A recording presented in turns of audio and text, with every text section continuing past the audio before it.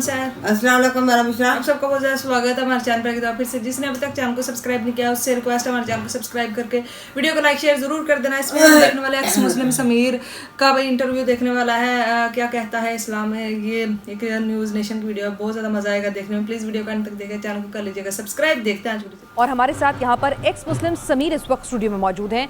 समीर, आपका स्वागत है क्या कहता है इस्लाम हमारे शो में।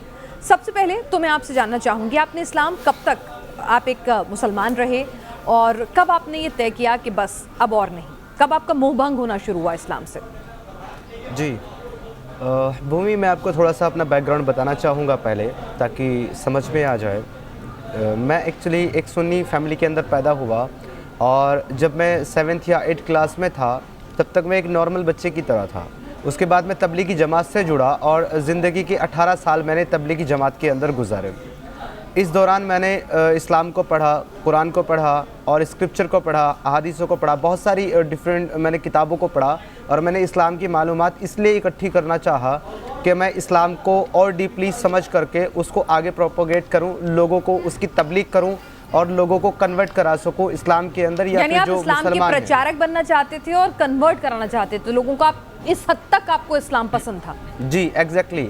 इवन तबलीगी जमात के अंदर हमें प्रोपोगेट ही करना होता है इस्लाम को, लेकिन वो सिर्फ मुसलमानों के बीच प्रोपोगेट करते हैं।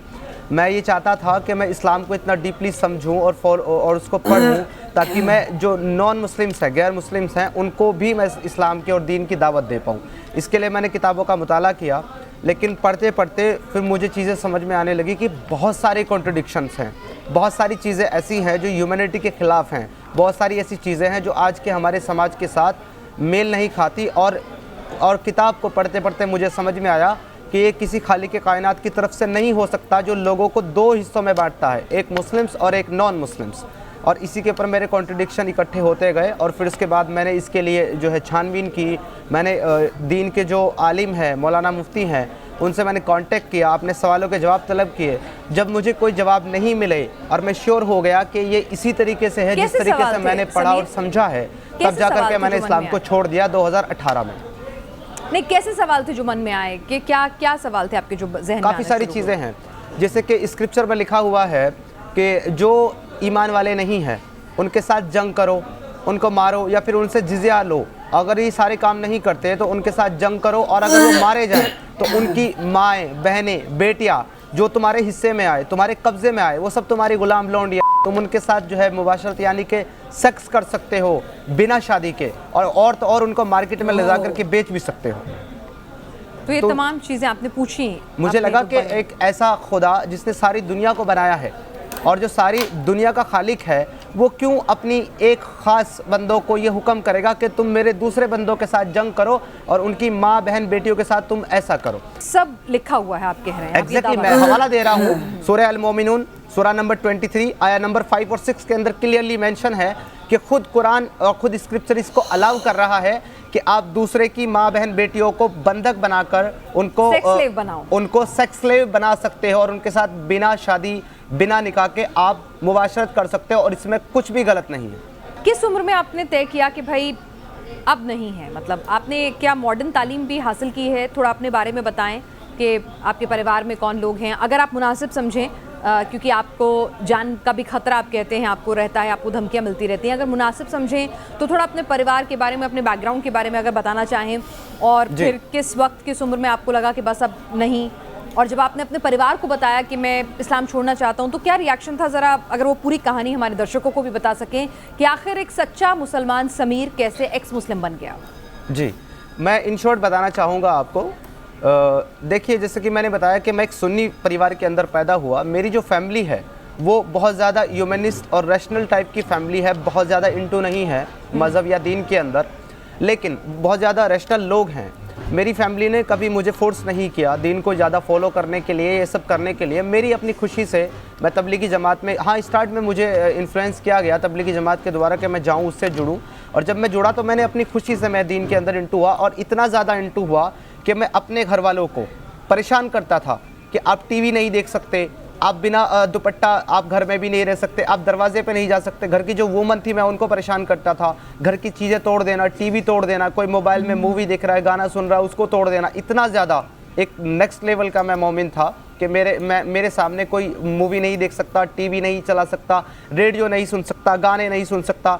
इसके अलावा जो 2 लोग मेरे कांटेक्ट में थे, हालांकि मुझे इसका आज तक अफसोस होता है कि 2 नॉन मुस्लिम लोग मेरे कांटेक्ट में थे, मेरे फ्रेंड्स थे, उनको मैंने दीन की दावत दी और उनको मैंने नॉन मुस्लिम यानी कि सनातन से इस्लाम में कन्वर्ट भी किया था। इस लेवल पे मैं प्रोपोगेट करता था तबलीगी जमात में रह करके इस्लाम को। लेकिन जब मैं 7th क्लास में था और मैं तबलीगी जमात से जुड़ा तो वहाँ से सब कुछ ठीक चल रहा था 2014 तक, जबकि मुझे तकरीबन 14 साल तबलीगी जमात में जुड़े हुए हो चुके थे, तो वहाँ तक सब ठीक चल रहा था। उसके बाद एतराज़ात आने शुरू हो गए मेरे सामने। जब मैंने आगे एक्स्ट्रा पढ़ना शुरू किया और किताबों को मैंने पढ़ा तो ये सारे एतराज़, ये सारी चीज़ें हमारे सामने आनी शुरू हो गई। क्योंकि तबलीगी जमात में कोई भी आज तक मुझे ऐसा आदमी नहीं मिला जो लोगों को ये बताता हो कि ये जो सेक्स स्लेव हैं ये एक्चुअली घर का काम करने के लिए नहीं है, बल्कि ये इस काम के लिए है कि उनको सेक्सुअली अब्यूज़ किया जाएगा, हैरेस किया जाएगा, उनको इस तरीके से इस्तेमाल किया जाएगा। हमेशा हर एक तबलीगी जमात वाला हर एक नए मुसलमान को जो उससे जुड़ता है यही बताता है कि ये यानी कि ये नौकर हैं, ये घर की काम करने वाली नौकरानियाँ जैसे कि हमारे घर में होती हैं उसी तरीके से प्रेजेंट किया जाता है। बट जब मैंने ये चीज़ें पढ़ी अपने बिहाफ से और मैंने रिसर्च किया था, मुझे पता चला कि एक्चुअली ये है क्या। और मुझे बड़ा अफसोस हुआ कि एक ऐसा दीन, एक ऐसा मज़हब जो अपने आप को अमन की बात करता है, जो कहता है कि वो वुमन को इक्वली राइट्स देता है और वो उनकी इज़्ज़त करता है, ये इस तरीके से इज़्ज़त करता है उनकी कि उनको एक इस्तेमाल की चीज़ बनाकर। ये सारे सवाल लेकर के और भी बहुत सारे 100 बहुत सारे एतराज़ात थे जिनको लेकर के मैं इन उलमा और इन मुफ्तियों के पास गया, बट किसी ने भी मेरे सवालों का सेटिस्फाइड जवाब नहीं दिया। और जब 2018 आ गया, 4 साल में इसी कश्मकश में रहा कि ये है क्या। 2018 आने के बाद मैंने डिसाइड कर लिया कि मेरे सवालों के जवाब नहीं मिलने वाले, तो मैंने इस्लाम को छोड़ दिया। जो आपको गलतियां लगती हैं, जो चीज़ें आपको गलत लगती हैं, उनको आपको एजुकेट करना चाहते हैं। समीर, ये बताइए कि जब आपने एक्स मुस्लिम बनने का फैसला अपने परिवार को बताया तो जाहिर सी बात है उनको शौक लगा होगा। मुझे ये अजीब लग रहा है कि एक शख्स जो इतना कट्टरपंथ की तरफ अग्रसर हो चुका था, इस कदर वो दीन को मानने लगा था, वो अचानक से एक्स मुस्लिम बनने का फैसला ले लेगा। तो जब परिवार को बताया तो क्या हुआ, किस तरह का रिएक्शन था? उन्होंने समझाने बुझाने की कोशिश की, घर से निकाल दिया, अलग कर दिया, क्या हुआ आपके साथ? और कौन कौन था परिवार में? किसी ने अभी रिश्ते रखे हुए हैं या आपको सबने अलग कर दिया? जी, अभी जैसे कि आपने कहा है कि अचानक से एक बदल गया, तो मैं इस बात से आपको बता देना चाहता हूँ कि मैं अचानक से नहीं बदला हूँ। कोई भी इंसान जो अपने दीन या अपने मज़हब के अंदर इतना ज़्यादा इंटू हो, वो अचानक से एक दिन में नहीं निकल सकता कि वो रात को मुस्लिम सोए और सुबह एक्स मुस्लिम उठे। ऐसा नहीं होता है, एक बहुत लॉन्ग पीरियड होता है। मेरे साथ भी ये लॉन्ग पीरियड जो है तकरीबन 4 से 5 साल का रहा है। 4 से 5 साल मैं इसी की रिसर्च करता रहा कि आखिर कहीं मैं गलत तो नहीं समझ रहा हूँ, कहीं ये ऐसा ना हो जैसा मुझे समझ में आ रहा है। मैं इस पर रिसर्च करता रहा और एट द एंड जब मुझे समझ में आ गया कि एग्जैक्टली ये ऐसा ही है जैसा मैंने पढ़ा और समझा है, तब जाकर के मैंने इस्लाम को बड़ी ही मायूसी के साथ छोड़ा, स्टॉप कर दिया फॉलो करना। तो जब मैंने इसको स्टॉप किया तो मैं मेरे घर वालों के साथ आर्ग्यूमेंट करता था, उनको बताता था कि ये चीज़ें इस्लाम के अंदर है, ये मुझे सही नहीं लगती, इसका जवाब मुझे लोग नहीं दे रहे हैं। इसलिए मैंने नमाज़ें पढ़ना, सबसे पहले मैंने नमाज़ें पढ़ना बंद किया, फिर मैंने रोज़े रखना बंद कर दिया, तबलीगी जमात में जाना बंद कर दिया। तो तबलीगी जमात के जो मेरे साथी थे वो मेरे पास आते थे कि आप नमाज में नहीं आते, आप तबलीग में नहीं जाते, क्या मसला है? मैं उनको मेरे सवाल देता था कि मेरे ये सवाल है, इनका आप जवाब दे दें, मैं चलूँगा, मैं नमाज़ पढ़ूंगा, मैं तबलीग में चलूँगा, मैं तैयार हूँ, मुझे कोई प्रॉब्लम नहीं, बट मेरे जो एतराज़ है उनका जवाब दें। तो मेरे घर वालों को ये पता था, लेकिन किसी को भी ये नहीं पता था कि मैंने कंफर्म इस्लाम को छोड़ दिया है। धमकियाँ मिली, इशारों में कहा? जी, इवन मेरी फैमिली के ऊपर मेरे कुछ रिश्तेदारों ने इस तरह की बात की कि आपको इसको मार देना चाहिए क्योंकि इस तरह की बात कर रहा है दीन के खिलाफ। तो मेरे फैमिली वालों ने ये कहा कि आप इसको और ये कहा कि अगर आप नहीं मार सकते तो हमें सौंप दें, हम मार देंगे इसको। तो उन्होंने, मेरी फैमिली ने कहा कि आप बिल्कुल मार सकते हैं, लेकिन फिर बचेंगे आप भी नहीं, क्योंकि ये नेशनल लेवल पे इसका केस अभी जा चुका है। तो इस वजह से मेरी फैमिली वालों ने मुझे बोला कि आप घर छोड़ दें और एट द एंड मुझे मेरा घर छोड़ना पड़ा आज की डेट में। मैं जी, तो गाइस ये थी आज की वीडियो। भाई जो समीर है ना, उन्होंने बोला है कि भाई जो है ना वो मौलवी लोग जो कि जिनके साथ ये तबलीग करते थे, तो उन्होंने उनको बोला कि भाई जो मतलब मुझे बताएं, इस सवाल का जवाब दें कि कुछ लोग मुझे बोलते हैं कि भाई जो है ना मतलब वो मौलवियों ने इनको बोला कि जो लेडीज़ है ना वो जो है ना एक मतलब घर में जो है ना वो रहने के लिए बनी हुई हैं और जो है ना उनकी मतलब उनकी कोई वक़्त मतलब एक औकात होती है ना वो नहीं है, और उनको जो है ना आप एक मतलब जैसे मुलाजमा नहीं होती मतलब मुलाजिमा उसकी तरह समझो, और उसको जो है ना उसकी कोई कदर नहीं है हमारे माशरे में, और आप सिर्फ उनको घर में काम करने के लिए, और सिर्फ आप अपनी एक ज़रूरत है उसको पूरा करने के लिए, और जो है ना क्या नाम लेते हैं बच्चे पैदा करने के लिए, और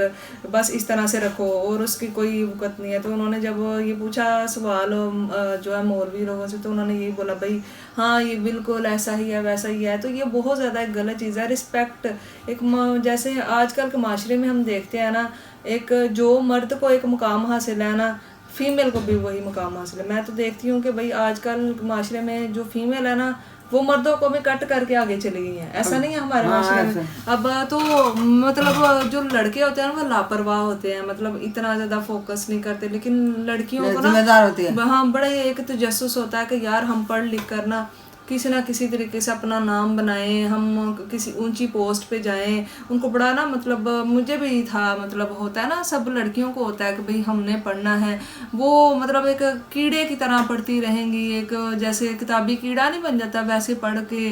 तो अपना मतलब लड़कियों में एक कंपटीशन चलता है कि भाई हम जो है ना पढ़ लिख कर आगे बढ़े, लेकिन लड़कों को बस ये होता है कि हम पास हो गए तो बस यही हमारे लिए बहुत है। लेकिन लड़कियों को होता है कि भाई हमारी क्लास में उनको ये होता है कि भाई मेरे नंबर उससे, मुझे भी ऐसा होता था कि मेरे नंबर उस बंदे से ज़्यादा आने चाहिए, उस बंदे से मेरे ज़्यादा आने चाहिए। तो आजकल तो माशरे में ये चल रहा है कि फ़ीमेल को इतनी ज़्यादा रिस्पेक्ट दी जा रही है कि वो मतलब खुलकर अपनी जो एक होता है ना बात को सामने रख सकती हैं। वो अब तो माशरा बहुत ज़्यादा चेंज हो चुका है। वो जो पिछली सोच होती थी ना लोगों की कि भाई ये लड़कियां ये है वो है इस तरह से, अब कौन मानता है इन चीज़ों को? अब तो कोई मानता ही नहीं। अब जो है सब अपने अपनी मर्जी करते हैं, कोई किसी की मतलब नहीं सुनता। आजकल के दौर में तो ऐसा दौर आ गया कि भाई जो लोग बोलते थे कि भाई लड़कियों को बांध के हम रख लेंगे, ये कर लेंगे वो कर लेंगे, आजकल वो बात गई। अब जो है लड़कियों को अपनी मर्जी का मालिक है। अब जो है ना माँ बाप उनको अपनी बेटियों पे यकीन है, और वो उनको इजाज़त देते हैं कि भाई जाओ तुम पढ़ो लिखो और माशरे में आगे बढ़ो,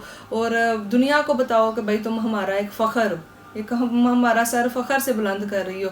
तो ये है चीज़। लेकिन आजकल कुछ लोग वो ऐसे भी हैं जो अभी भी यही सोचते हैं कि जो लड़कियां ना उनको एक स्लेव बना कर रखो, उनको बस वो एक स्लेव बनाने के लिए ही बनी हुई है। तो ये सोच बहुत ज़्यादा एक गलत है। जब उनको ये बात बोली जाती है ना तो उनको बहुत बुरा भी लगता है, और उनके पास कोई जवाब नहीं, फिर वो चीखते चिल्लाते हैं। हमने देखा ना डिबेट्स वगैरह में चीखते हैं चिल्लाते हैं, और जवाब कोई देना उन्होंने सही होता नहीं है। तो यही थी आज वीडियो। किसी की माँ बेटी को भी अपनी माँ बेटी ही समझना चाहिए, उस पर भी कभी गंदी बुरी नज़र हमें। हमारे जो मतलब घर में माँ बेटी होती है, हमारे भाई होते हैं, वो चाहते हैं कि हमारी माँ बेटी को कोई ना देखे, लेकिन कुछ मतलब हम देखें। तो इस तरह से बहुत ज़्यादा गलत चीज़ है। हर सबकी रिस्पेक्ट एक जैसी होती है। आपके माँ बाप आपकी बहन भाइयों की भी वैसी ही रिस्पेक्ट है, और जो दूसरे की है उसकी भी वैसी ही रिस्पेक्ट करनी चाहिए। तो यही थी आज वीडियो। कैसे लगी बताना। फिर मिलता है कॉल। Thank you.